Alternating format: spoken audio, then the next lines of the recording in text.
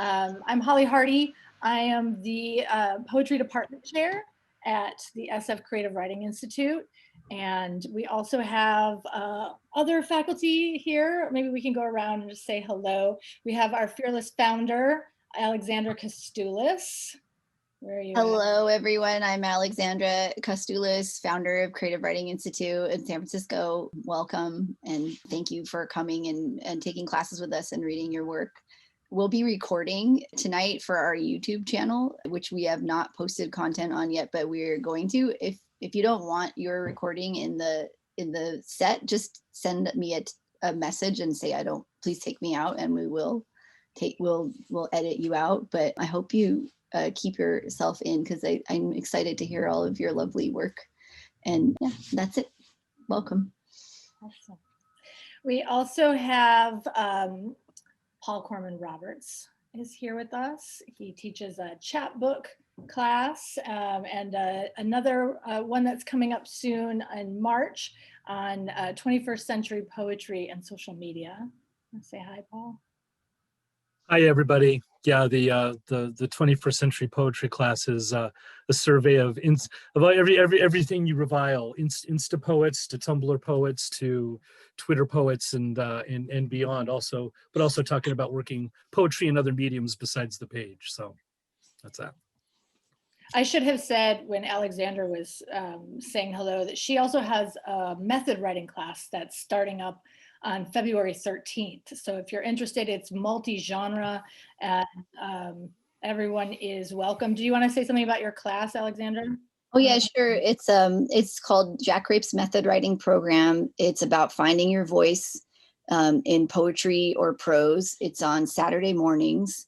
You could be any kind of writer and take it, and it will deepen your craft and help you sort of write from that authentic gut place, like we were talking about, like right from the gut. It actually that was the original slogan for the method writing program, and then we named the reading after it, and then it was sort of the first class we offered at the Institute, and all the other ones sort of added to that. So at some point you should take it in your sort of repertoire of classes. It's a nice counterpoint to the other courses that we offer.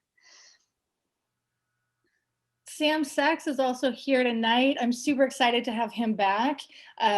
He was the fourth poet in the series I just taught. So a bunch of my students have just read Sam Sachs's work. Some of them have written poems inspired by some of Sam's work.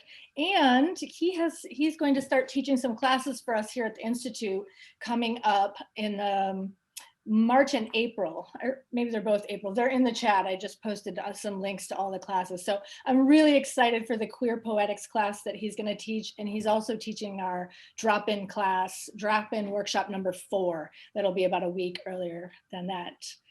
You want to tell us a little bit about your class and say hi, Sam? Yeah. Hi. How's it going? I'm Sam. Nice to see many of y'all.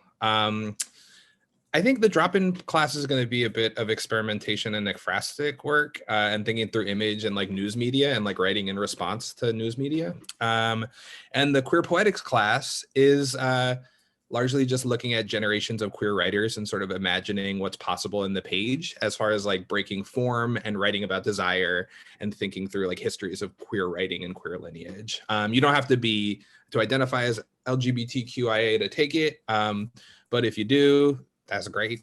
And yeah, it'll be like a sort of mini 4-class intensive that'll like largely be focused on workshopping and reading various different writers. Cool. Awesome. Yeah. Well, I hope all of my students will take Sam's class. I'm really excited for it. If I wasn't about to move, I would be taking this class because I think it's going to be awesome. And I really want to support Sam. I also have 2 classes coming up, and then I'm taking a hiatus until the fall. I will be teaching again in the fall. So I have a drop-in poetry workshop that's starting Wednesday that is on love poems. And I'm really excited about it. I got a little over exuberant, and I pulled together so many poems for the class. I end up making an anthology. So you guys are going to get to take that with you. We won't read all of them in the class, but you'll get to take them with you. And they're all contemporary love poems that we're going to read. And the class is going to be largely generative. We're going to start 6 different poems over the course of the class, and then we'll have a workshop at the end where you can share whatever you want to share from what you've written over the 2 hours previous. So I'm really excited about that. And I have another new class that's starting on February 18th. And that is a generative workshop as well. That's theme-based. And I think there's only 1 seat left. That's right. I know there's only 1 seat left, and I would open it bigger, but it's going to be at capacity, and I'm really excited about it. This is the first new long class I've built in a while. So it's going to be fun. So all of those are there. Gina, do you have another class coming up? Do you want to say more about your memoir class? Thanks for having me. Yeah, the memoir class is basically teaching people how to approach memoir writing, how to, how to hone in to that part of their life and be comfortable in doing so. And then by the end of the class, hopefully they'll have an outline and an idea of how to complete their memoir and some ideas of how to move forward. So by the end of the class, I explained how to pitch the memoir or how to approach small publishers, like whichever route they wanted to take, because I wanted to, give them the tools to be able to try to sell it if that's what they wanted to do with it. So yeah, and I'm not sure if I have any classes coming up, but You do, but they're not scheduled yet. But we hope that you'll have one in the spring. So keep an eye out because she's coming back, hopefully. Awesome. And for those of you who aren't familiar, we've been trying to have a monthly drop-in workshop. They're $30. They are 3-hour one-offs. So, and they can be as big as they can be. So people can come in and we have different rotating instructors teaching each time. So you get a sense, it's an opportunity to get a taste of different instructors' styles. And also if you can't afford a whole class and you just want to come and, do one to feel community and get excited and get on the page, then that's an opportunity for that as well. So any questions or comments before we dig in and start our reading? Perfect. Well, I'm really excited to hear what my recent round of students have brought to share tonight. This has been such an amazing pleasure to work with this group and so much talent. These are really stunning poets. So it's going to be a great night. And I think we're going to keep it to about 3 minutes, you guys, so that we can get through. I think everybody knows that, but just to remind you. And she knows she's going to be first. R Morrison, you want to start us off? You got this, girl. Hi, everybody. So I'm gonna read 2 from Hollie's workshop that I worked on in there. I made in there. First one is called 2 Charlottes. I saw them in the flame, cascades of divine feminine, long hair around longing oval faces. Women wrapped around one another in our name. I saw them in the flame, 2 Charlottes, where blue wombs meet marigold flame. Mine pours yours, Jim Beam. Yours detangles endless red silk from her neck, fire offering for the white buffalo behind the bar. Yellow blaze paint caked behind gunmetal fingernails, still smoking from daddy unhinging. I saw them in the flame, mother words dressed in me and you, lost skeletons disrupting their lost spirit wombs. I think I heard them say they sent me to Decatur Street to find you, to detangle pirate girl knots, give healing and my amethyst something to do. It's my last one. This is called Seafoam. In Seafoam reside past lives, horses tired of racing just to lose, so they dive from the iron box. A siren from Istanbul, her soul charcoal and pruned. A tribe of children awaiting return, Youth spirit guides for men who fail to pick love, bleeding dead flies from their throats. In seafoam reside night witch ghosts. Sour waves reek of ancestor mistakes. In moon wind, I smell hexes, curses stuck in my throat, a bitter coven's whiskey breath. In seafoam reside warriors who pledged the wrong allegiance, purple hearts tangled to rusty anchors. They drown in their honorable discharges, old lies uniformed in hero epithets. In seafoam, I see me, 4, maybe 5, wild red curls over blue moonbone skin. Baby me listens close to their death hymns, builds their wishes into sea castles. Baby me carves their restless whispers into spirals in the sand. That's it. Thank you. Yay, I love that one, KR. So beautiful. I forgot to invite you guys to the chat. You all have access to the chat, and a way of offering appreciation for the poems that you are listening to is to type your favorite lines as you're hearing them into the chat. It also helps you to engage while you're listening and stay connected, since we can't clap for each other in any audible way. This is a kind of way of clapping, and it allows the poet to look back after her reading or his reading or their reading and see what you liked. So you're all invited, and if someone else picked your favorite line, it's okay to put it twice. There's no only I can put this line. So please help yourself to the chat and stay engaged that way. I wrote some for you, KR.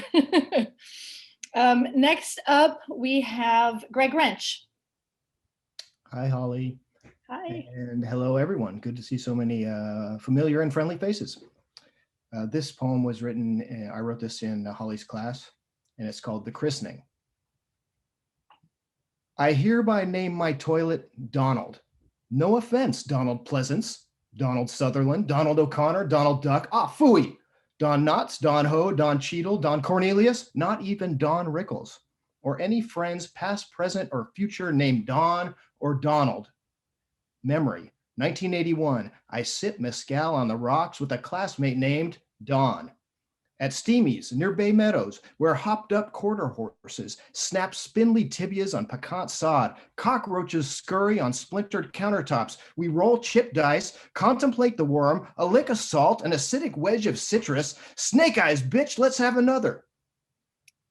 I beg you, God, please not another poem about our hellspawn commander. I will pray, I will pay, I will genuflect on calcified knees on the cobbled path to Compostela and ink my meat with the Blessed Virgin Mary stamped where the sun don't shine. Not that it matters, you won't make it stop. I can't make it stop. Syllables strike cerebral cortex like voltaic bolts. Slung by an enraged Zeus, zing, motherfucker, as I decorticate the festering scab on my palm. Stigmata-esque, don't you think? In the scalding rain shower, flee, poem, I cry, get thee to a nunnery. Scrubbing bubbles, crusty flakes, swirl and vanish down the drain, down the drain, down the drain, until lo and behold, I forget you ever existed. Hallelujah. Oh, temporary respite. Oh, falsest friend, foulest fiend, fie, the poem returns. Yes, the one you're hearing right now. The scatological screed returns like radioactive, fire-breathing Godzilla, rising from Tokyo Bay's churning froth. Or Norman Bates, psycho-sprinting from the shadow house on the hill. When I click, don't do it. The Carney Barker's greased headline, Jared and Ivanka refuse to let Secret Service agents occupy any of the 6.5 marble latrines in their humble, yeah right, abode. No commode for you. Not even Captain America can piss in this porcelain. So here comes the bill, taxpayers. 3,000 clams a month for a poo-poo pee-pee house down the pockmarked avenue because her shit don't stink, and fuck him anyway. Ambulating, excremental, Muslim banning, children caging, America hating, sycophantic shitwad. Breathe, Shavasana, breathe, Shavasana. Memory, 2019. I march on Trafalgar Square, cozying up to an imposing president mannequin tweeting, brain eviscerating MAGA hat, pants down to his bloated paper mache ankles, squatting on a gold leaf Twitter toilet, pre-recorded sounds of flatulence soil the brisk autumnal air, rendering mute the hallowed chimes of proximate St. Martin in the Fields. Bangers and mash on my breath and brain. Bangers and mash as British acquaintances, Spotted Dick and T.S. Rumble-to-Thumps make it clear this yank, this wanker isn't welcome. Even the Queen prevaricates. Sorry, old man, renovations at the palace. Shame, shame, shame. No room at the inn. Try the 3-star Best Western down in Soho, where you can gorge on mad cow ribeye to your aortic organs' blithering content and swab your blistered buttocks with monogrammed chiffon doilies, stitched fresh daily in the basement of venerable old Harrods. Ta-ta, toodaloo. Jeeves will help with the bags. Greetings and salutations to your lovely lady succubus. Rumor has it her potty's divine.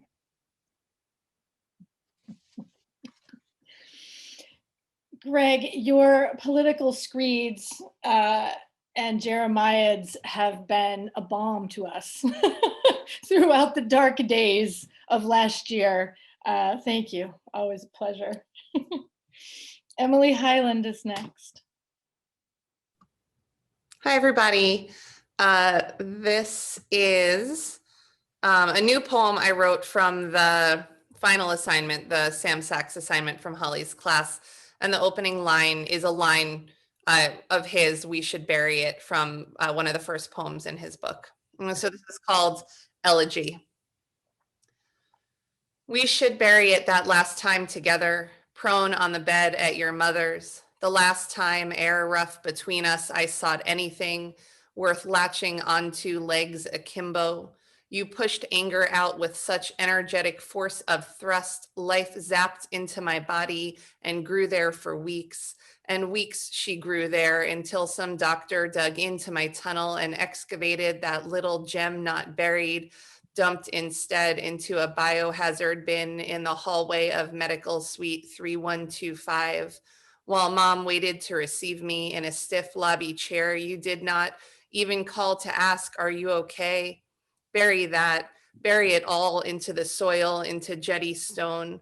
We buried my dad every year in Cape Cod tradition, not a family with much ritual, but the annual dig, dug his shallow beach grave with kid claws damp and plastic shovels flimsy they would bend, yellow and red, each one a beach ball stripe. Then we'd stand around our work of art, toes to chin, patted over him with coastal earth.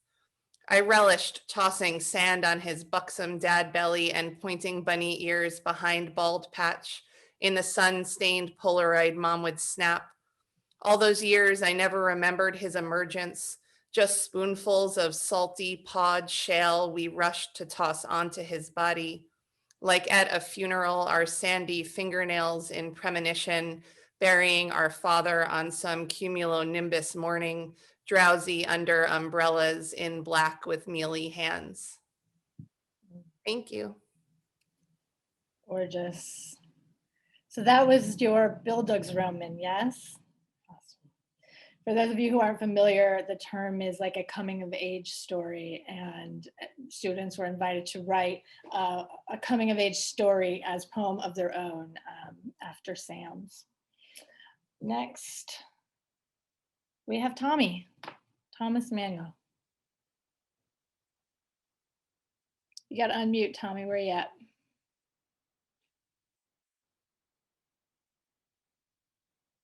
There we go. There you go. Okay. All right. Thanks, Holly. Appreciate it. I kind of went way off in a whole different direction from what we did in class, kind of a thing. Okay. And I want to thank Holly, by the way, for your help in understanding how to write poetry better. It really has helped me. But and even though I did shoot off in this direction, I think because this was right from the gut, I thought, okay, maybe I'll try this one. I've been working on it even up till today. I mean, Okay, do it. my Just do it. Okay. The death of summer. Answer me. Should we have a funeral for summer days that grow shorter, hours of darkness longer?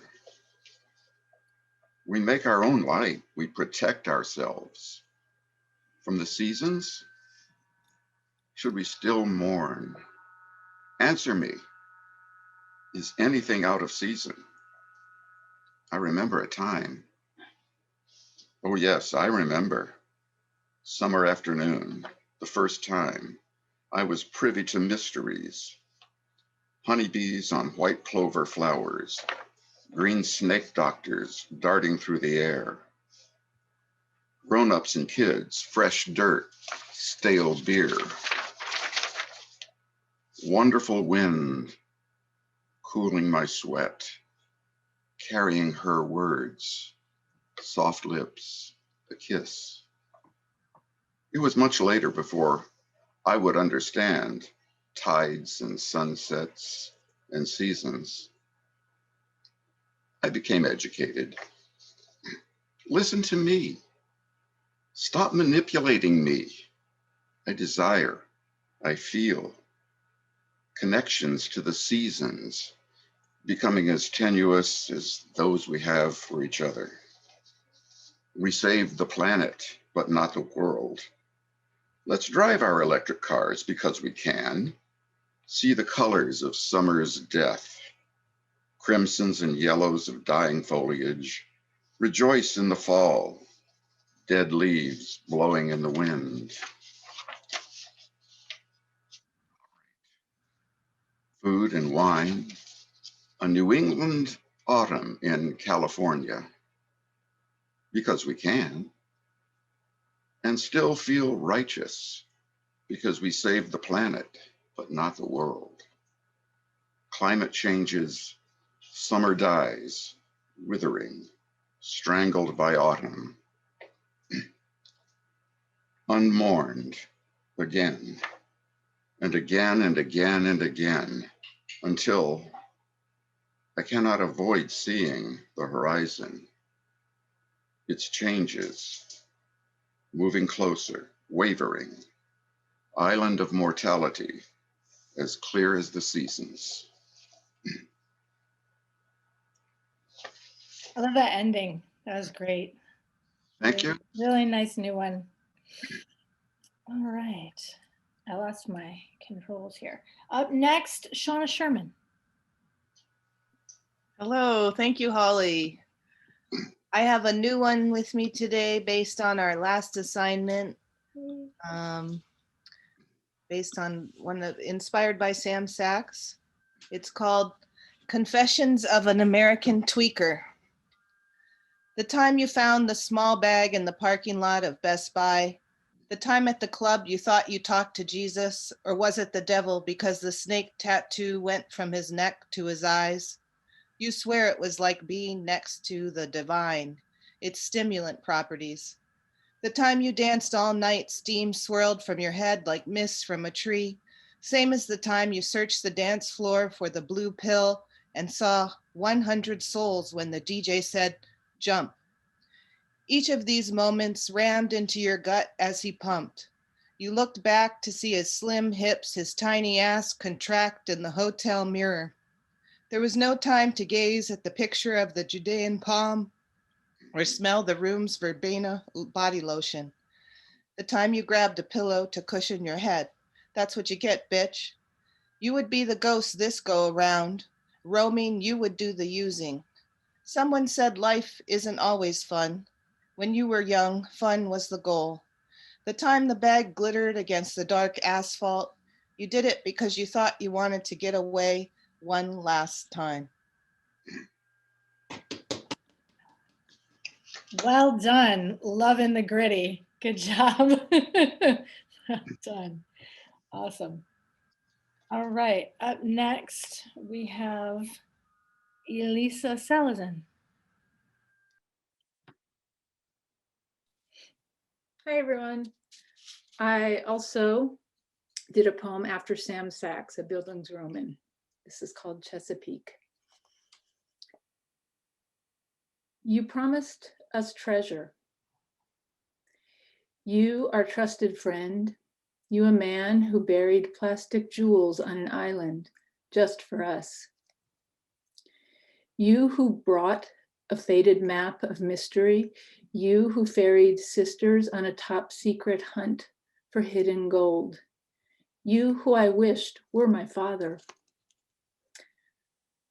We were small girls alone on a boat with you. You who would later drive straight into a train. You whose car was found filled with clothing of small girls. You promised us treasure. I ask if the anchor will hold, will keep us safe from the black waters, from the dark night. I ask worried we'll wake up lost, unable to find our way back.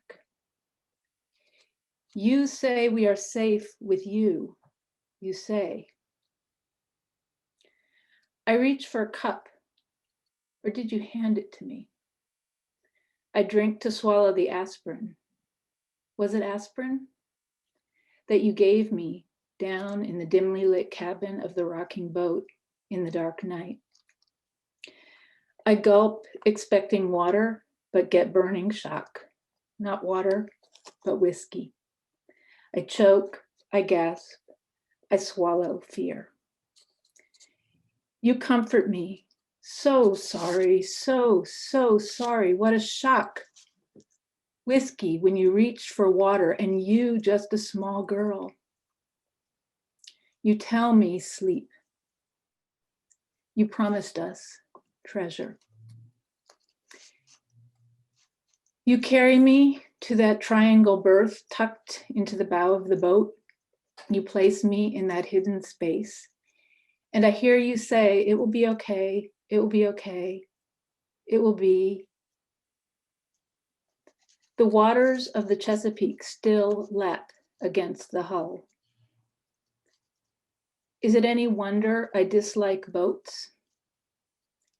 You promised us. So brave and powerful. And I knew it was coming and it still got me. Thanks for reading it, Elisa. Proud of you. Riley O'Connell is next. Oh boy, I thought I had more time before me.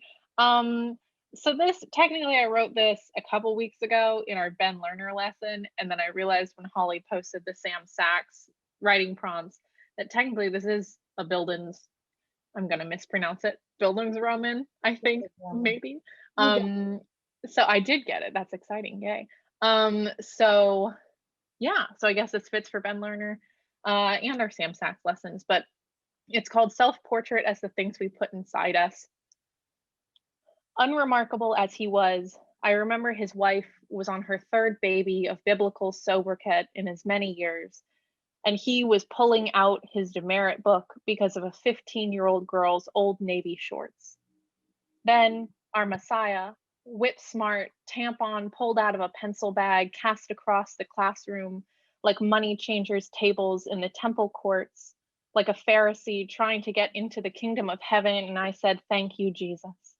Thank you for dying so we could live to see a grown man forget to punish a girl for having legs due to the irreverent revelation of a swathed cylinder of cotton leaping and genuflecting before his lectern.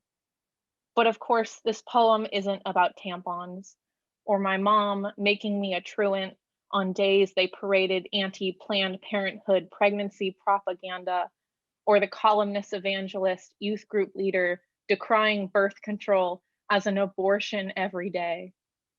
Please God, not another poem about falling out of feeling with the church, the bride of Christ, the only woman I was ever trained to love. More about my bewitching bath tonight. Salts, suds, goji Tarocco orange, between pages of Ross Gay and the satin breaths of ASMR, I feed myself pasta salad, noodle by noodle, like old royalty, like new woman, like God herself incarnate. I love that one, Riley. so luscious and empowered at the end with that ASMR and the noodles. So good. Thank you. Valerie Sofer, welcome back. Hi. How's it I going? have two, but they're not. Okay, the first one is Sea Anemone. When I did not know how to forgive, I lived in a house of right, full of voices that derided and divided, hung with mirrors that swallowed reflections. When the drums stopped beating, the hair shirt slipped off, and I dove naked into wounded waters through the deep silent echo to discover a soft anemone clinging to the seafloor, intertwined with kindness, its tender tentacles waving at the slightest sensation, opening itself to live.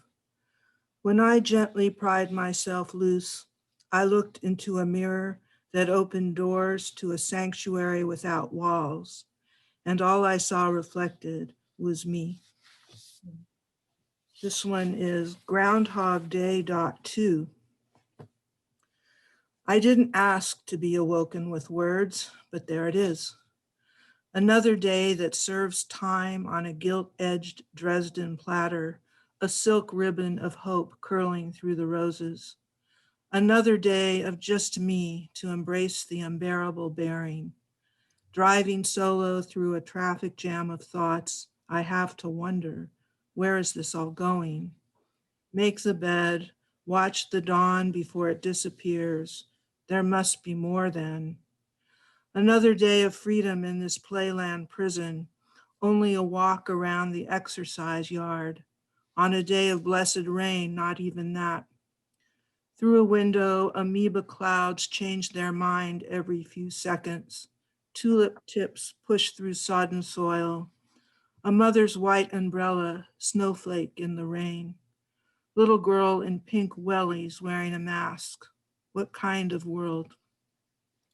Stubborn leaves gone now, you can see the trees for what they really are. A porcupine, a nest catcher, brittle branches that could break in the smallest of winds.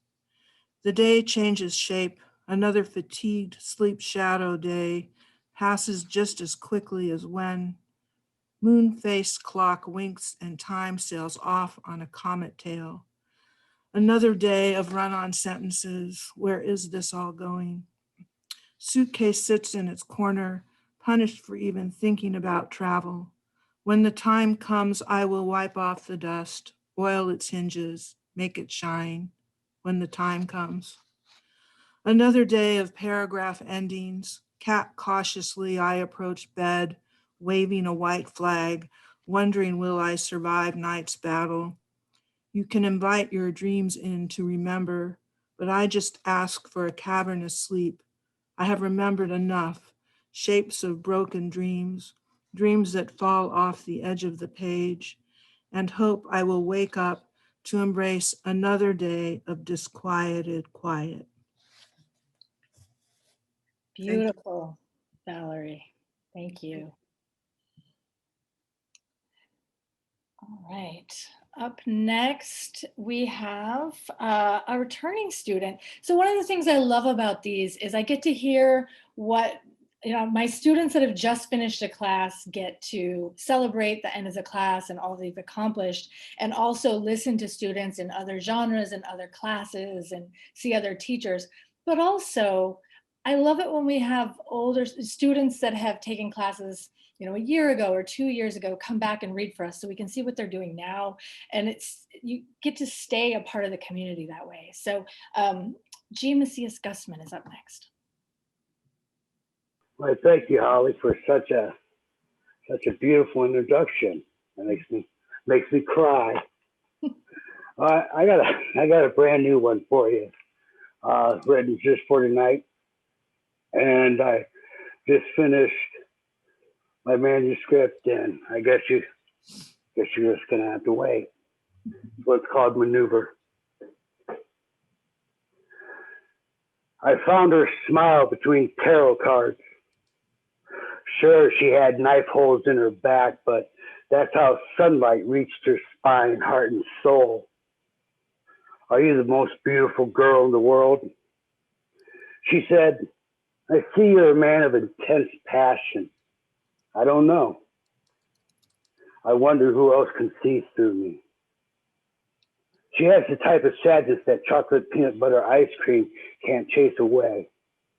When she drinks whiskey, she scares the tail off Beelzebub, but it only makes her demons dance like dust devils in the sunlight.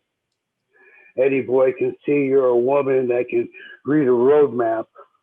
Though only a man can hear the little princess swimming with mermaids and dolphins within that vast sapphire soul singing, if you leave, don't leave now. I maneuver in the dark, drown in your ocean of moments. I feel your residue, savor space between our lips more than the inevitable first kiss lurking around the corner and the rest that lurks behind. I want to be your daddy issue deciphered. Under the weight of the vacuum of space and space junk and stars, a UFO or two.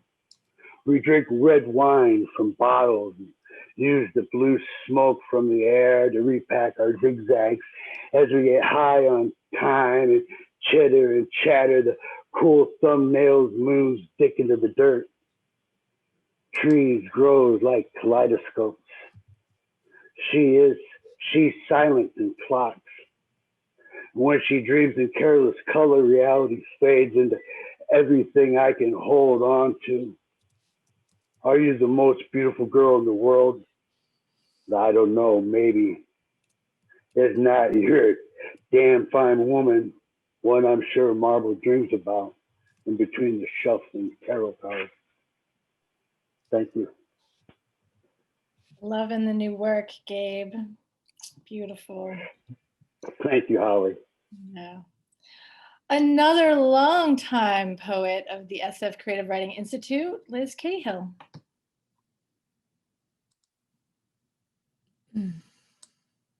Hey, thanks, Holly. I'm at a bonfire, so hopefully everyone can hear me. And this piece I'm going to read is called Blood-Brain Barrier. As a belly dancer isolates each muscle, I glide on a hamstring and a unit of blood. Shoelaces stretched and tied, a cord in my aorta carries the next beat in a set. A sentence erects itself upon an archway. English distorted by digital instruments. It could be fast Turkish, Arabic, Greek. Jinx on Milu makes profound a casual exchange with a stranger, a casual weight test on a surface. Will it be pricked by my stiletto bearing down? 5 senses diagnostics. Connections finger tiptoe up my spine. Ideas finger tiptoe down. I scroll across the belly of an Instagram odalisque. Jade roller over trony faces with cucumber eyes. We move from strangers to subjects, different but connected. A font, more talkative sans serif. What's our social overlap? I bet it's a rug on a stretcher, raveling knot by seekers of infinite God. Thank you. Thanks, Liz. Oh, we get to see you now here at the end. I love that you're at a bonfire. That's delightful. I know, it gives it an extra, sort of menacing vibe. Thanks, everyone. Well, thank you. So I'm going to read you a couple of poems, and then we're going to have Sam Sachs, and then we're going to have an intermission, and then we'll have a short intermission, and then we'll have the second half. We're making good time. So I have 3 short poems that I'm going to read you. And those of you who come to Saturday Night Special, which is the open mic that I host on the last Saturday of every month, know that for Saturday Night Special, I always write something new that day and read it that night. But this is right from the gut. And in honor of my upcoming love poem drop-in workshop, which I'm gonna post for you here, I thought I'd read you some sort of love poems. So here's 3. Let me see if I can get them on screen. Storm. The nightscape is a skillet of coffee shops, bone split patterns of jagged light, a swarm of incorrect sky. Nor can the go that green gives be ignored. These flesh vessels, their slippery delights, your willful promiscuity. We are wet hair, soul drenched, infused with liquor. We are the sound of rain on roof. Here is a uterus I just know you're going to love. Unyielding, purpling, the unraveling of the throat. In a storm that doubles as longing, how we flutter and thrust and ache, gnaw at the angel's bloody hammer, strain against the rope in this garden of little letdowns, until at last we curl in sleep like private animals, guardians of tenderness. Let me see if I can sort out the spotlight. Okay. Repetition and spectacle. I've been writing the same poem for years, like permutations of wind. There's a boy and a girl, a sky, an ocean, a mouth, a question. Where should we begin? I open my body to show you its architecture of indecision. You are the blood and the veins, building a galaxy of warm places. I lay out my bones on the front lawn like a panoply of whispered secrets. This bone is called fear. This bone is for courage. Here is the heart bone, the funny bone, the bone of grief and longing. They're never the shapes you were expecting. Oval horse, octagonal lion, the forever shapes of river and home. The edges are smooth as morning coffee, sharp as the day you left me. I make a sign of submission or defiance. Fire sale, it reads. Make me an offer I can't refuse. And this one's called Elevator Pitch. What I want to say is take me home, to ripen and model in the dim light of candles, to open small mouths and lick like flames at the edges of you. From the window of your glass elevator, you flutter like a moth. The city pours its artificial stars across the silent nightscape, dreaming of cages. I want to say, pack your suitcase, gather your ghosts. Let's live in the ocean like salt. Let's build a treehouse of wind and sand where we can sleep forever in a tangle of limbs. Still we wear our chains, rusting like fear of a future hole in a future pocket, counting our seatbelts, counting the rain. I open my mouth to tell you how hunger binds us together, how the tether of night unties the moon. I open my mouth, but a wren flies out. What I wanted to say was take me home. Thanks, you guys. So now up next is the fabulous Sam Sachs. Gorgeous. Thank you. Y'all, this reading has been so good. I feel like, I was very moved by everyone's poems and have like jotted down many a note. So honored to be reading around y'all and with you. I sort of just like jotted out a poem during this. So I'll read that little itty bitty and then I'll read another one that's a new poem that I also haven't read. Can y'all hear me all right? You sound great. Very good. Thank you, Holly. Okay, I've been trying to write this series of poems that are like the bio sections of like gay cruising apps. So like Grindr or Scruff, and there's like these little about me sections. And then I've been trying to think about that digital space as a place to make a poem. So this is an attempt at that. Let's see how it goes. If we can't agree on the simple fact every American president is a war criminal, then I don't think we should fuck. Perhaps I have fundamentally misunderstood the function of these apps. but I'm trying my best to imagine every technology as more than a method of surveillance, to remember even the written word is meant to touch, that you can say war or you can say water.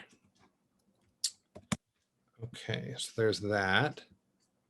And then this other poem, I don't know, have y'all, in your quarantine, have y'all been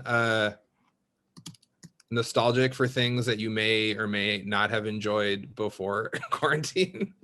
I like, nostalgia is like a clinical term I've learned recently that was invented to diagnose World War I veterans who are like, were experiencing pain returning home, which feels like appropriate. And so I've been thinking a lot about like how much I love dancing, even though I hated to be around people or to go do things or to dance. And so I made a poem that's sort of trying to interrogate that. Also, this is Ruth right here. I don't know if you could see. Okay, so this poem right now is called Dance, Dance, Dissolution. The memory has me spinning in an abandoned warehouse. A synthetic drum kicks up dust in my chest. I'm wearing some kind of nightmare jacket I stitched together myself from leather scraps. I don't care who sees.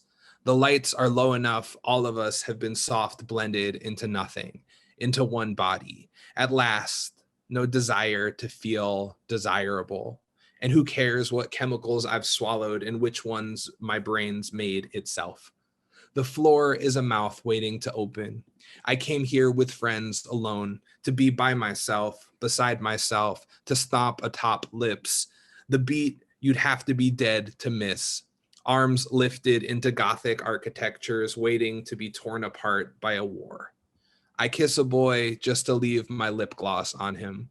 Wear a pair of plastic wings. Go ahead and gorge off the bathroom floor his cum porcelain. This warehouse in West Oakland, in Portland, in Jersey. This warehouse in a vacant shopping mall by a Sunco beside water. This warehouse is only in the mind where it existed for one night, then disappeared into cracked frescoes on cathedral ceilings or painted on the walls of caves. This warehouse comes back quarantined in this apartment, reading a book by someone dead, written when they were young. None of us is to be trusted. I have never been without worry, especially while dancing.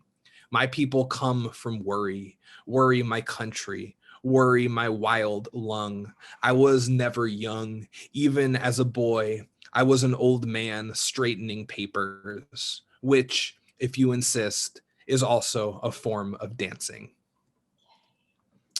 Cool. Thank y'all. Sam Sachs, you're so good. And I'm so excited that we get to work together now and teach together, and really excited for your classes. Everybody takes Sam's class. I put links in the chat for you. I'm going to put them in again. And let's take a 7-minute break. How does that sound? That makes it weird and hard to figure out. Let's just come back at 7:05. All right, so you can talk to each other. Don't go away. We have an amazing second half, hopefully with the appearance of the brand new San Francisco Poet Laureate Tongo Eisen-Martin by the end of our show. So stick around and we'll see you in a few. Around through the intermission. And welcome back, everyone. I'm super excited for the second half and to hear what some of the other classes are doing. I just wanted to, Sarah Beal got the last slot in my Poetry 4 class, so I'm super excited that that class is sold out.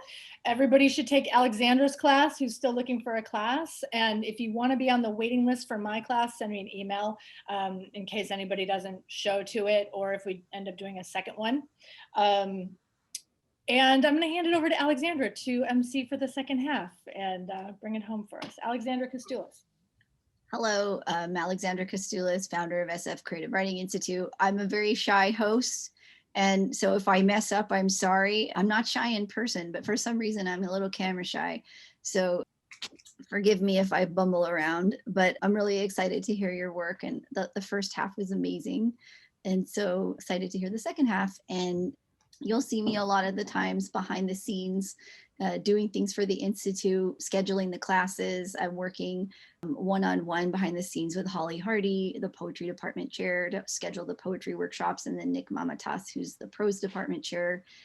We made the Manuscript intensive workshop where we brought mentors from all over the country to edit people's manuscripts for fiction and nonfiction. And it's like a one-on-one mentorship where you get like the New York treatment, and they help you send your work out to an agent or editor, and they give you a full review of it. And then we spent a while building the poetry program, and now we're putting energy and focus behind the scenes towards building the prose. And we just brought Gina Tron on, and we're going to have a novel class in the spring. And so a lot of times you'll see me, you might not see me, but I'll be behind the scenes working on things and the back end of the Institute. And I love it. And I really respect all of the teachers and all the writers who are working with us. And I'm excited to have them with us. And I feel like we're building a really nice little community online and in person. So it's nice to continue it online and see its new manifestation. And without further ado, I'd like to introduce our next guest reader. His name is Fred Dodsworth. Fred took Tongo Eisen-Martin's drop-in poetry workshop, and he's also taken a couple of our other drop-ins. I think you took one with Coralie Dimitriadis, who was visiting from Australia too. Is that right? Fred, where are you?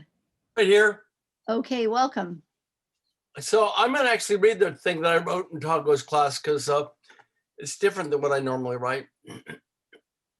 This poem begins, there's a mouse on the counter, so swift, I don't see it myself, just a blur from the corner. How can I describe the unseen? My wife is upset, I want to please her. We all play a role in this car wreck, like her dog needs so much. Food, water, love strokes, yard or door escapes, that fine fur clings to everything, like her scent of dog no less. But the mouse, it's everything, always about that mouse I don't see. I can't see, won't see, don't want to see. See, I know the mouse in our house, all of them, eating, pooping, screwing, making little mouse babies here out of the rain, away from the cat. Of course, the mouse is in our house. It's warm here. The dog don't care. So I put out a glue trap, a bunch of them, and catch a few mice. That's how I know there are so many mice in my life. Even though I don't see them, not even tiny little mouse poops or the faint scratches on the lids, the little paw prints in the butter. What the hell can I do about the toast crumbs under the toaster? For a teeny mouse, that's a feast. Buttery bits of toasted flour, maybe a bit of peanut butter. I didn't see the peanut butter either, but the mouse knows where to go. Little bastards can squeeze through a hole smaller than a dime, which is bigger by far than those mouse skulls. I can't win, I know it. So I get myself a beer. I love it. I like the mouse reference, and it kind of reminds me of that book, If You Give a Mouse a Cookie. Have you ever heard that? He'll ask for a glass of milk, but like sort of a more, with a sharper edge to it. As Bill Gaynor always says, true story. Actually, I don't know him well, but we published his poem in Dispatches from Quarantine, which, by the way, if you don't know about it, you guys should submit your work to Dispatches from Quarantine. We're having a reading on February 21st in conjunction with the public library. So you guys should come and join us and submit work too. Who's reading for that, Alexandra? Paul's reading, Paul Corman-Roberts, Hollie Hardy, Kim Shook, the former poet laureate. I'm reading, and current poet laureate Tongo Eisen-Martin is also reading. And then we are also going to invite some of our other, we have like maybe 100 people who've submitted work that we've published or are publishing. So maybe about 15 more of the people in our pool we'll invite to read. And if it goes well, we might do another reading too. Do we have an event for it yet, Alexandra? I could put a link, or are we? Yeah, we do. We have it in it. We have a Zoom link through the public library, which it's in our shared spreadsheet. I can do it. I'll try to find it, you host. Oh yeah, no, it's hard to do, but I can't walk and chew gum. Wait, I found it. Yay. But yeah, it's through the public library. So it's through their Zoom, and they have their own particular, hopefully that's it, not a random Zoom. But if it is, just forgive me, but I think it's it. Yeah, that's right. That's the right one. Oh, perfect. And without further ado, I'd like to introduce our memoir instructor, Gina Tron. Gina, it's a pleasure to have you, and honor, and thank you for reading. Thank you for having me. It's been an honor listening to everybody read tonight. It's been so inspiring. This is a poem. It is also a memoir, but it's a poem it's from this poetry book I'm doing about all different jobs I've had. So this poem's called Deli Worker. I take orders in a green polo. Its collar reeks of French fries. I churn fresh mayo into the crusty sun-cooked cream. I warn my classmates, even those in varsity jackets, to steer clear of the condiment if he isn't around. They nod, bloodshot eyes get it. Fetching paper plates from the hornet-ridded trailer. Admiring ants peppered in wet pizza dough, scrubbing the toilet, watching a swarm of baby blue-collar bees come and scrub and get yelled at by him, sting, and then go out and fly out to the bushes nearby. I only eat the poutine and Philly cheese on my break. They hatch from safe freezer bags and are made by a lady in a hairnet who is always yelling at me, like he who calls my makeup weird, he who calls me a raccoon, a freak, and yet I can only sulk, sometimes smile, sometimes even giggle with a shake of grimace. My boss, my master, I think he wants to tie me down, to assert his dominance and to fuck me maybe and not tell anybody. I am jailbait, he jokes, staring at my tight black bell bottoms with butterflies around their bottoms as I lean over to wipe down a table, a spillage of pepper with a white wet rag before he orders me to leave. You have attitude, he says, but also you need to stick up for yourself, he says. The same as the man my friend babysits for. Both look like ministers, kind of, with glasses and brown hair, dark. They merge into my memory as one, a bully in the sun and a boyfriend in the shade, an inch of a boyfriend. I like her because she jokes with me, 1 month in, gray-haired and line-faced. She makes me think of a grizzled Sarah Connor, of New Mexico. Maybe she lived there once. Her son was in my class, and when I first saw him, he was to me what a teen just is. Cool like Bart Simpson mixed with the Beastie Boys. She who butters sandwiches with sun-baked mayo tells me, I don't believe what they say about you. Neither does my son. Her son later ends it all with a belt, not much later in life. Beyond the Budweiser Clydesdale figurine and beyond the NASCAR bees on the corner screen, I stare at a lonely tree in the window, blowing slowly in the oven air by the roadside, rockside. Lives pass in the night through cemeteries, stones, green mountains in the shade, and at home, hours pass in darkness, watching palm trees swaying from the oven in my bedroom, changing channels to find them, searching for lives I want to enter, possess and wait, driving past pine trees where I want to be, anywhere but here. Thank you. Beautiful. I like the anywhere but here last line. It's a good ending. Okay, our next reader is Maureen Morrison. Welcome, Maureen. Hi, everybody. So it's fun to be back with the group. I've taken classes mostly with Paul, Corman-Roberts, and thrilled that I have. Let's see, right now I know it's winter. Family and friends up north and back east are just getting hammered with snow and cold temperatures. But in my world, it's spring and everything's just greenly sprouting around here in the East Bay. So this piece that I'm going to read is inspired by that.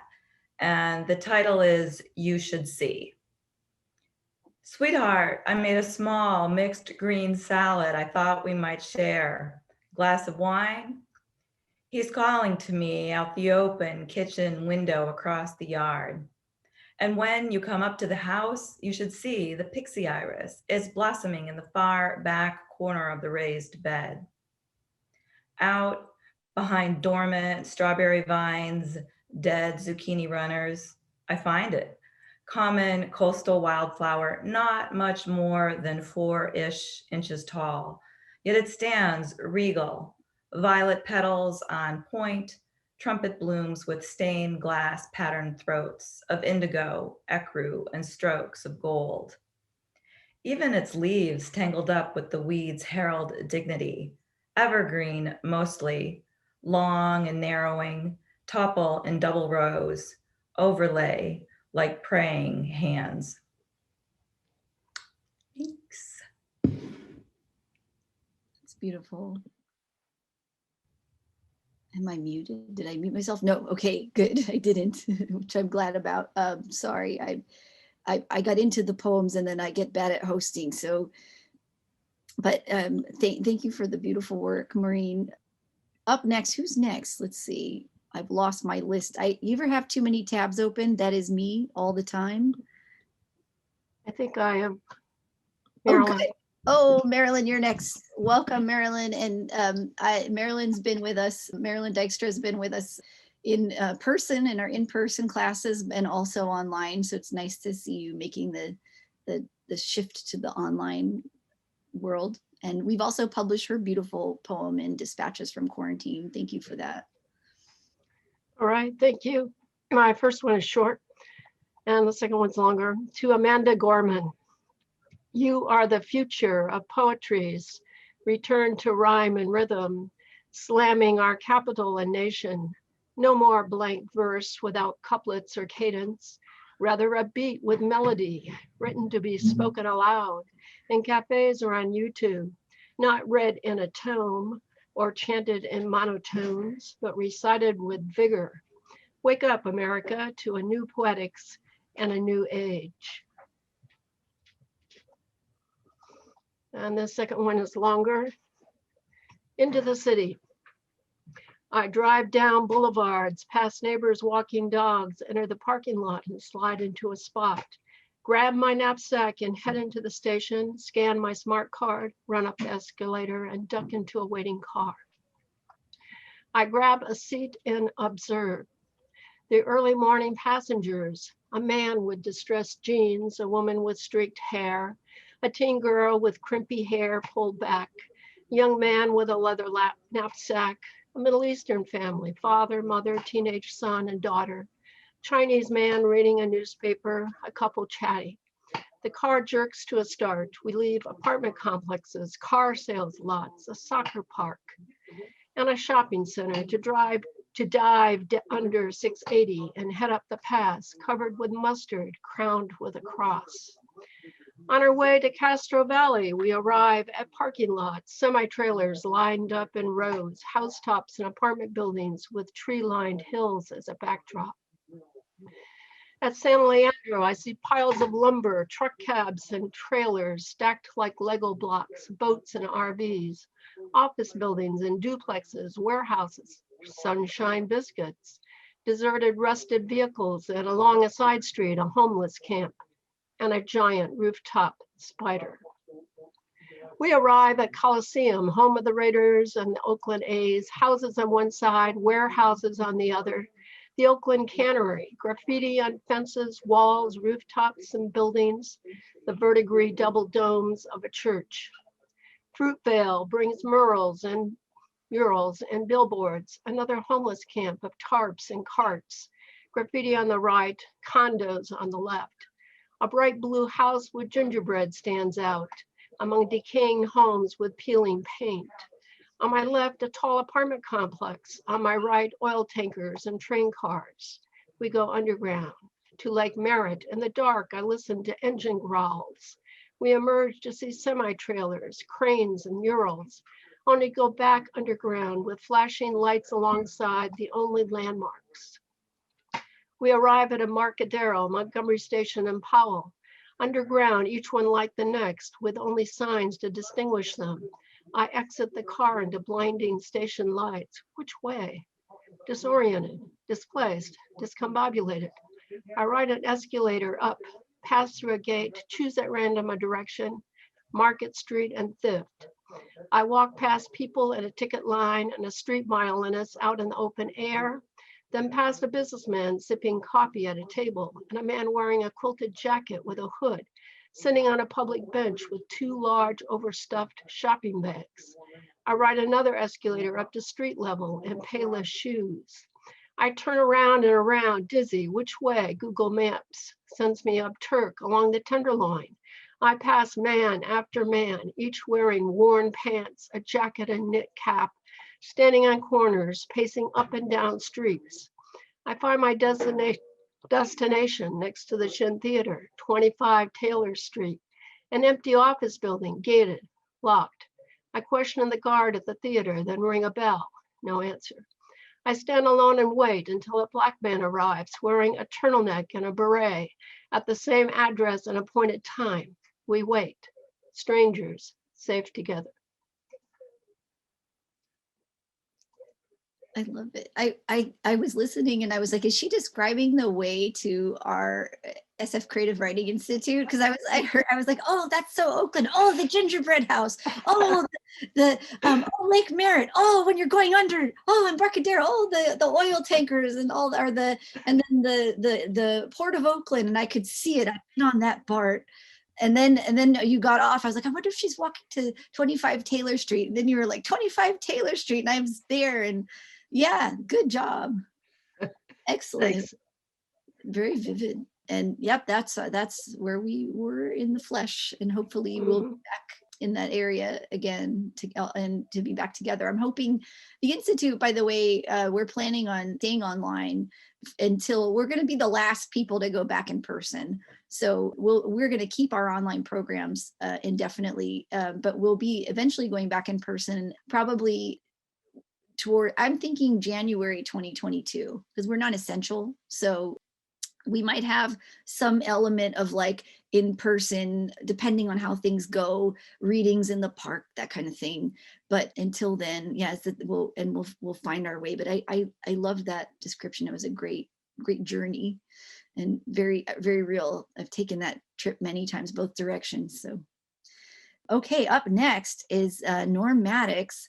Norm has taken classes from a few instructors at the Institute. I think Tongo Eisen-Martin's class, and as well as Paul Corman-Roberts' workshop a couple of times, the chapbook workshop. Norm, you're up. Where are you? Here I am. Hello. Hi. I have a short piece and a long piece, and both of them are getting worked over in Paul's class. Cheshire Cat or Mona Lisa. We've been trained to smile with our eyes when our lips, like eyelashes, are false, and the smile is only wearing teeth. Kisses feel like bark up the wrong tree. Eyes shine, glisten like daggers that cut both ways. Tears fall like ice cubes, splash, melt, boil, searing streaks in cheeks that used to glow and swell with joy. Now explode, busting through asphalt creases in your face. Is that what it means to crack a smile? This other piece is titled, What Time Are You? Awareness moves through a string of nows with agility and confidence. Time moves in a straight line like dandelion seeds in the wind, forward, endlessly, sometimes slow to the point that it appears to stop, but it doesn't. We barely keep up.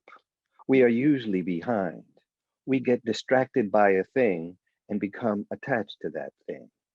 Fall behind the pace of time has set like an alarm clock to go off on someone else's schedule. What does it mean when someone says, don't get ahead of yourself? Is there another you out there moving at a different pace? How does this person know the pace another you moves when you didn't know there was another you? Can you describe the sensation of time standing still? What's the distinction between time and life? The sense of time standing still, life moving forward at the same pace as time, like running neck and neck with time to meet up where you are. The absolute reason for the fencer's exaltation, the explosion, the score, the Ela grito, when la belle touche, the beautiful touch has been scored. Ela is French for it's there, or there it is. A convergence in life, a point scored by a line established in time. Life with all its complexities, your mind's synthesis of experiences with life, awareness like an epiphany, acknowledgement of all there is in the moment. But I am digressing. Life is the laboratory where awareness and thought decompose the variables such that action comes through the marrow of human existence. Life comes from all directions. Life goes in all directions. Through the multiple layers of relevance, concentric spheres configured like the rings of Saturn around the core of who you think you be. Some spheres thick and dense enough that they deserve a personality, a thought of their own, charismatic enough to attract strangers, maybe not enough gravity to keep friends. Other spheres thin and fragile like eggshells, fracture under stress, breaking down so easily when it looks so solid, enduring little past the first knock. Genuity, opacity, invisibility, clarity depends on the lens and what you're looking for. Find it by its absence. Look for nothing and see more. When you look to your core, what is there to see? Peace. I see the snapping. People love it. It's beautiful, Norm, and you're doing some really good work. Excellent. Thank you so much. You Do you have a book coming out? Sorry to interrupt. You have a new book on nomadic coming out, right? Oh my gosh, somebody's reading my lines here. I'm supposed to be promoting myself, huh? A little As bit. a matter of fact, We're kind of proud of you. yeah, Black Calculus is being published, as a matter of fact, in about two weeks Awesome. with Nomadic Press. Can you send us a link, or we'll tweet it out and promote to our list. We also will send it to our mailing list. If anyone has news like that, or a reading you're doing, or anything you want us to promote, just send it to me, and we'll put it into the world to give you. Absolutely. Thank you so much. You're welcome. Okay, up next is Tanish Kira. Tanish, you're up. Thanks, guys. Thanks for having me also. It's been really lovely today. This poem doesn't have a title. I actually just wrote it, but here it is.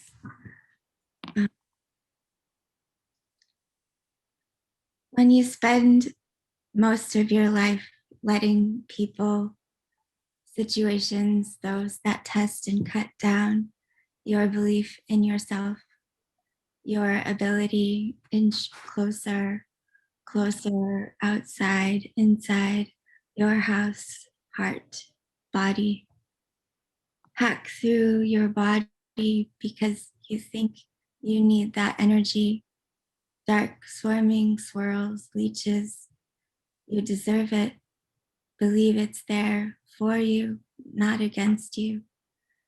It's hard to learn to let in love, light of love, lightness, levity. It's hard to trust it, to crack through stress of past conditioning, believe there's light beyond the hard coding, to trust people again, start fresh, liquefy cement, thought patterns into flowing water, refreshing springs. It is possible. It takes purposeful carpentry, gentle, confident hammering. Then love, your own, and a mysterious soft hand you've always known, to surrender to imagination, flying, falling, shooting up, flooding, to let people surprise, defy your gravity. Because inside you know you can do anything, even things you've never done before. Inside you know we are made of water. Don't ever forget that. Beautiful. Thank you so much, Tanish. Okay. I'm up next, so thank you. I'm going to read two poems. My name's Alexandra, and actually one is a poem and one is a prose piece. So the poem is called The Creator. The Creator. I am one of the few who made it to the other side of the great chasm where life whispers to itself all the ineffable mysteries it was supposed to keep from us. We join the others who have escaped. Glistening in twilight, welcoming in fog, I swallow the sea in one deep breath and plow the earth with my fingers for another breath. I become animal, succumb to my ineffable mysteries of my life, and years combined in the center between Orion's stars where galaxies are born. Every piece begins as a puzzle. I work the clay until the meaning reveals itself, bit by bit. I am the weaver in an old car rambling down the street towards City Hall on a Thursday afternoon or Tuesday morning. Little birds at dawn eating pieces of my ears and eyes like breadcrumbs, halfway in my head, halfway in existence, from the page, from a pen. I dance with all the bones to sweet Judy Blue Eyes. My black eyes sparkle in the midnight hush. Grass sweats in the silence of evening. I am alive, sentient, defiant of all that is trying to pull us apart from the inside. Instead, seeding new creation, one moonwalk at a time, making my place, making impressions in the rock, carving my name in concentric circles that will be there until the end of time. Find me in the twilight hush, in the sounds of the birds calling in this moment. I know they sing just for me. And if you lean in close, if you let my hot breath linger on your neck in this moment, they will sing for you too.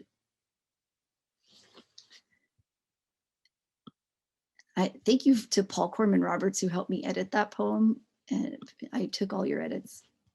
And the next thing I'm reading is sort of like a memoir-y, prosy piece. And I actually wrote it in my advanced prose class with the students, with writers in there who are tremendous writers. And I gave them fragments of Sappho. So we looked at different fragments of Sappho, and this is like the latest thing I wrote. And so I wrote it in December, but I wrote it when I was really, really, really fucking tired. I'm a mom of 2 under 4, and this pandemic, sometimes most of the time I'm up till 3 a.m. working while they're sleeping. So I wrote this and then I fell asleep. I literally wrote it and then I was out by the end. So the fragment is, the moon has, it's called And the Pleiades Midnight. Moon has set and Pleiades middle night, the hour goes by, alone I lie. I say this, and yet I am always with people.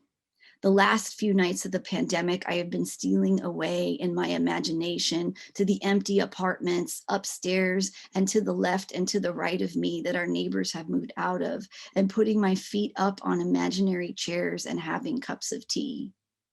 The apartments are the same as ours, but empty and silent without all of the clutter.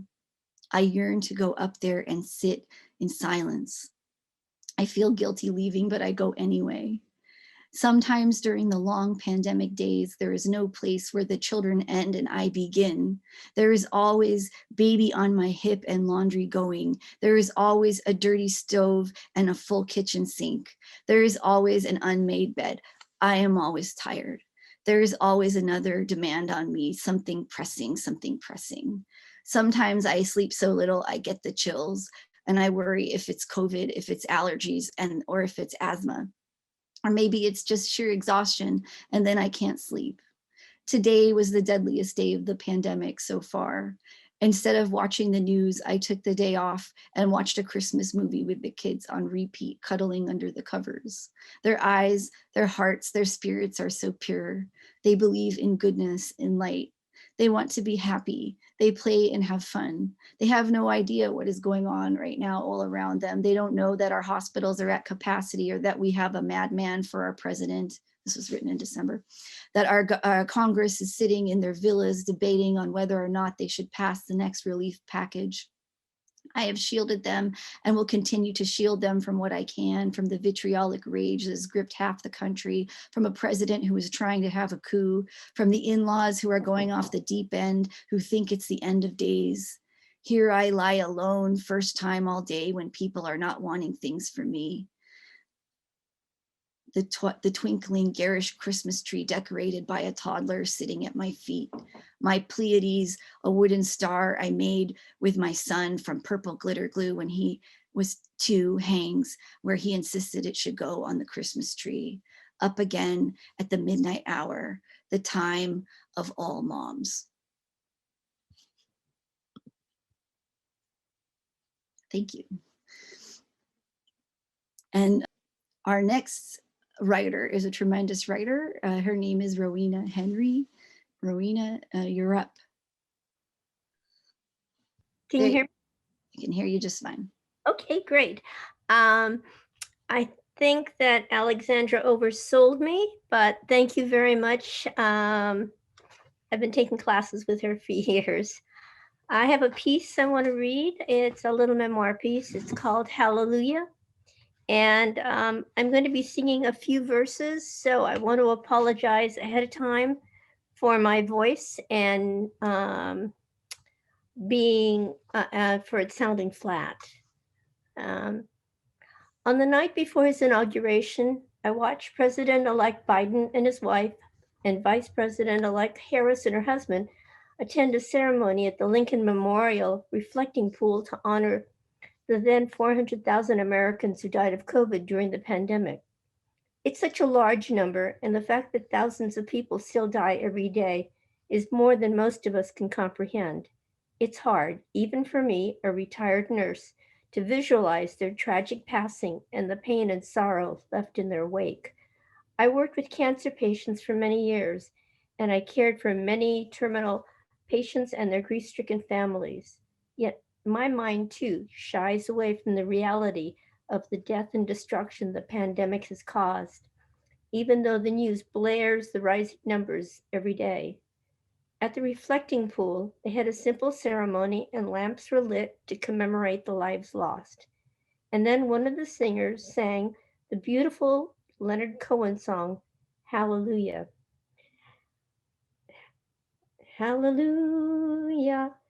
Hallelujah, hallelujah, hallelujah. And as the notes floated in the cold night air, I thought about my friend's dog, Riley, who died the week before, and I started to cry. I wept for her grief, my grief, those who died of COVID, all the people who lost loved ones. I wept for everyone. I realized so much has happened this year that the only way I've been able to cope was to compartmentalize everything. Focus, focus, focus. Just keep it together, together. The shutdown, the social isolation, the terrible news stories every day, the sacrifices, not seeing family and friends for months. Yeah, I can do that. Sure, I can do that. I can do it. Anything to avoid the dreaded plague. But suddenly that night I hit a wall when I thought about Riley. He was a senior rescue, yellow Labrador, a big, gentle boy with the eyes of an old soul. He'd been found abandoned and starving in a field out in the country and covered with bites. A lab rescue organization fostered and took care of him until they found him a good home with my friend, Jean. Riley loved swimming. Every time Jean took him and her other senior rescue lab to the beach, he'd be out so far in the water you could barely see his head in the surf. Last fall, when I visited Jean at her home, I asked, "Where's Riley?" when I didn't see him. She answered, "He likes to lie in the sun in the backyard. You know, I think he still misses his previous owner, whoever that was. Sometimes he looks around like he's looking for someone. We've bonded, but I think his heart is permanently broken. His owner must have died or something, and that's why he was found in that field." I went down the back stairs to the yard and found Riley lying behind some bushes. He came out when I called with a sweet smile and his tail wagging. I petted him and he leaned his head against my leg. Like many large dog breeds, he's a leaner. And I thought about Riley losing his beloved owner. Grief is a desolate country, I know. There are some deaths that leave everlasting sorrow. I gave Riley a big hug because he was a kindred spirit. He looked sad when I left, his big eyes following me as I climbed the stairs. That was the last time I saw him. I know many people won't understand how I can equate the death of a dog with the tragic loss of so many people, but they forget we humans are animals too, and emotions like love, grief, and heartbreak are not a human monopoly. We humans don't forget those we love. I like to think Riley didn't either, and he's finally gotten his heart's desire. And someday, like Riley, I too will see my lost loved ones. Okay. It's beautiful.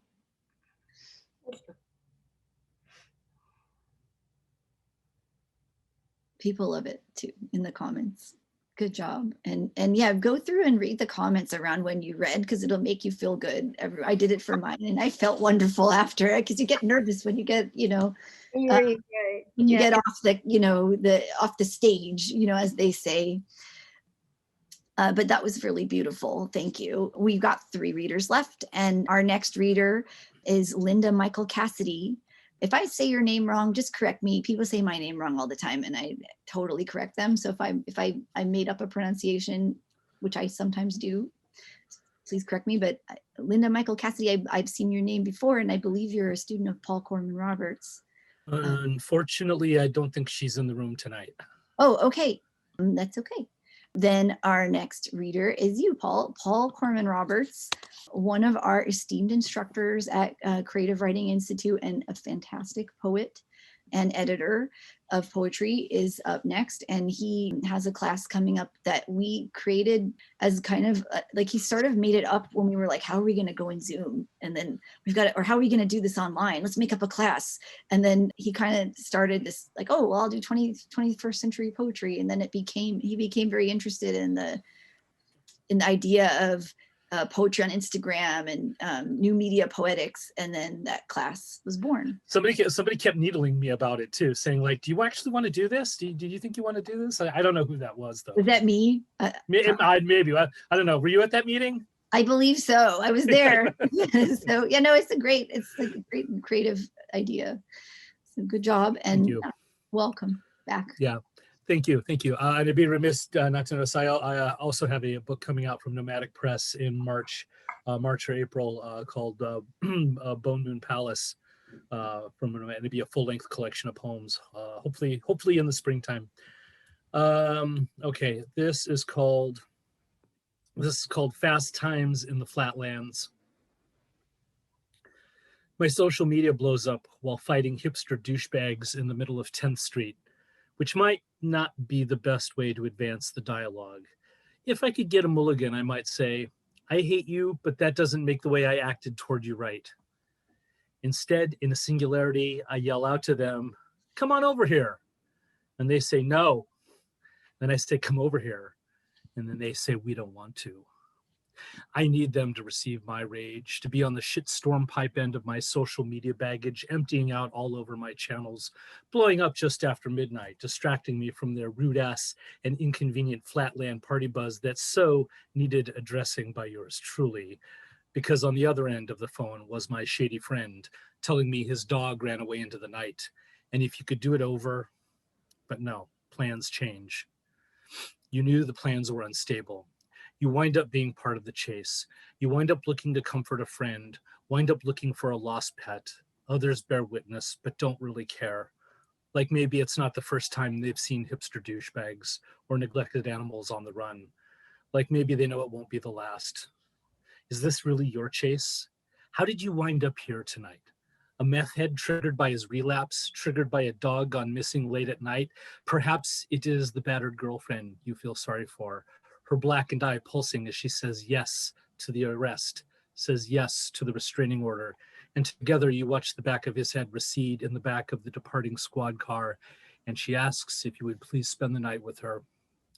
You look down with shamed eyes, not merely to avoid hers, the pleading she wore the moment you arrived, but no, you look down to avoid the yes so desperately wanting to leap out of your mouth. So you instead mumble mangle the impossible answer, no, I don't think that would be such a good idea. No, I don't think. And then that awkward silence hanging there before she says, yeah, you're right. Thank you for being a real man and doing the right thing. You can tell she doesn't mean it, and that doesn't feel too good either. And if he could do it over again, well, he would still violate the restraining order the next day, and she will still take him back the next day because he still makes six figures, and her adjunct salary is barely 5, and the mortgage is still due. Turns out they are your neighbors. Turns out there is a dog still missing out there in that night, which is the only thing that would go different if you could do it all over again. Thank you. That's beautiful. Is that in the new collection? No. Is that new? No, actually, it's not very new at all. Oh yeah, like all of us. But it's cool. I've never heard it. Yeah. When I haven't heard something of you guys, I get excited. I'm like, oh, a new thing that I haven't heard. I haven't read that one in a while. It's beautiful. Thank you. Good job. Okay, our last but not least reader is amazing, as well as an instructor at the Creative Writing Institute. He's just recently won a very prestigious award. He was given the award of Poet Laureate of San Francisco, which is very illustrious because the Poet Laureates of San Francisco are few and all very famous and historic. So it's really cool. And he's an amazing poet and a kind human being. And it's Tongo Eisen-Martin. Tongo, take it away with your beautiful words. Thank you. My failing as a jail spirit, or specific custody for me, monk. Almost a fist through the marquee, they beat me like old pearls in the riverbanks of an assortment of black latitudes. So many stabbed up instruments, nothing left of us but sweet Chicago rays, 1919, monk. My first poem as a white man. And all I see is a depopulated and obedient abyss twisting to the metronome ticks of my mother and father and baby prison society. God doesn't even seem possible. I run every street, light every cigarette, I conjure body language, don't call it the South. I live in someone's terrified arms. There are these 1820s church pews unpainting themselves. There are these cracker doves, and the prison just keeps getting older and older. And I know you have to be a genius, you know, invite the devil into Reconstruction. You have to chase music even while you're dying. My conscience is clean, but still not the blues. More gallant rats and a death mask that fits millions. Do you find me morbid, monk? I woke up on a battlefield and also looking down from the crystal of a wind chime. I was a rooftop without a city. Trying to figure out the right thing to do with my spirit change, subtext, clinking coins, dialoguing like God's efforts. The carpenter's body was black, right? Underground body. Simile, nothing. Abstraction, nothing. It's society time. The testing and forgiving in this universe let me try my mind again. The police pantry was well stocked, and there I was, not participating in street life, my hands far from the self-talk. You could actually see police leverage bobbing up and down in a nuclear harbor. You could see flattened massacres of black people. The biography's done, neatly stacked on top of my infant body, sleeping through my first imperialist summer, hospital floor swept up of all 10 million bullets, my conscience in drum patterns strangely perceived. No home away from police insecurities, no working class artifacts, just a state ethos and its love balladeers, Europe serving 2 masters, maybe 200,000 in a minor Christ, someone begging for change next to biographies, stomachs pumped next to biographies. I had all these 7-day candles lit, monk, and I knew I was just not getting it.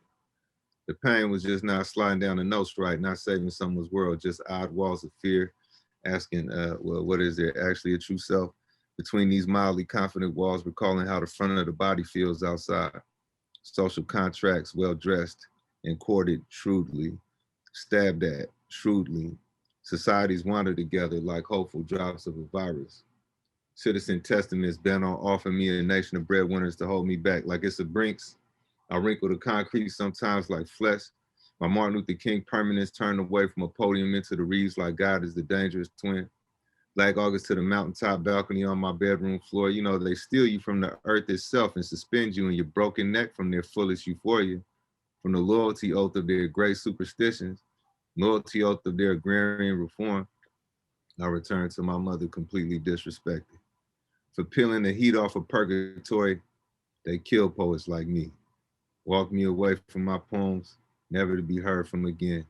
In this final industrial complex of bloodlines picked over, picked through a sport and spiritual death of your devil at least half made. Police become a pretty word. I'm reading a lynch mob shoestrings like they were tea leaves, teaching you how to write about cities.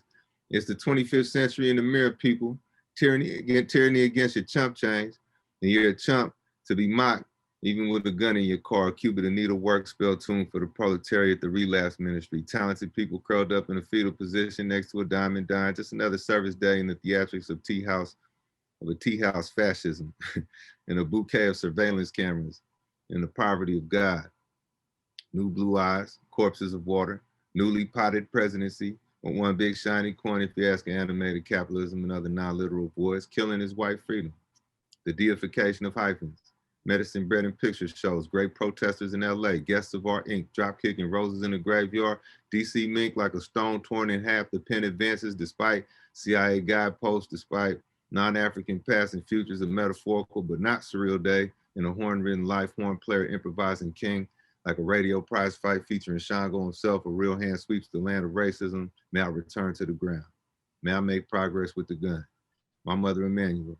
They put on music that evening, swinging tight body language for you to drink with fermented $5 bills for your body language, some applause, my past stomach lining, neither a good thing nor a bad thing, like being psychic on the way to a lethal injection. It'll sit you down with Lady Day, leading youth who surrendered their souls to Africa too soon. Polity thoughts floating in a cup of water, she saved me, accessing my stomach, accessing the love of the American lynched. Coat sleeves wooden and avalanching to the wrist, our mother Emmanuel, avalanching to the sharp keys, pain, the deal you make with pain. The piano makes sense for them. Laying hands on the world, gradually addressing the bending necks on the streets of the north, travelers sanely in pain, repeating pain in the north. 10 trigger fingers on that piano if harmony would have me, putting 100 fights on every direction offered her. Lady Day, leaning on trees again, recruiting the countryside itself. Lay your plan out on this lightning, make your poems the corner pocket of men. I've greeted the blues itself. America may clean my dead body, but will never include me. There goes the poet, killing without killing. Don't mind this painting of your language. Now be a meaningful lynching. A crow's passing, good and dead by the afternoon. Thank you. I love the line, America will clean my dead body, but may never include me. It's a beautiful line. So many other really good ones too, that even there were some that were so good that, and so many that I couldn't write them anymore. I was like, oh, this one, no. And then that's where you know you're hearing an Eisen-Martin poem, because he has such a riff there, and every line is a new association, which is awesome. Beautiful work, and beautiful work from everybody. Thank you. We'd be telling you when Tongo's next class is, but we don't have it on the schedule yet, but you should look out for it, and look out for a lot of the readings he's doing. He's got a lot of good stuff coming up, and thank you for coming and reading for us and sharing your work, and congratulations on being the new poet laureate of San Francisco. That's awesome. It's a big deal. And yeah, so that's it. That's the right from the gut number 20 something. I think it's 27. I'll just say that because that's a lucky number for me. It might be 26, it might be 28, but thanks for coming and reading your work. You guys are amazing, and for being part of the Institute, and just keep connecting with us. We're a real place. We're in physical and virtual space, and you're welcome to affiliate with us in any way that you want. So And thank you, Hollie Hardy, for doing such a great job hosting and organizing the Right from the Guts. And you're very beloved. And we're going to miss you when you move, but you'll still be around in the virtual space.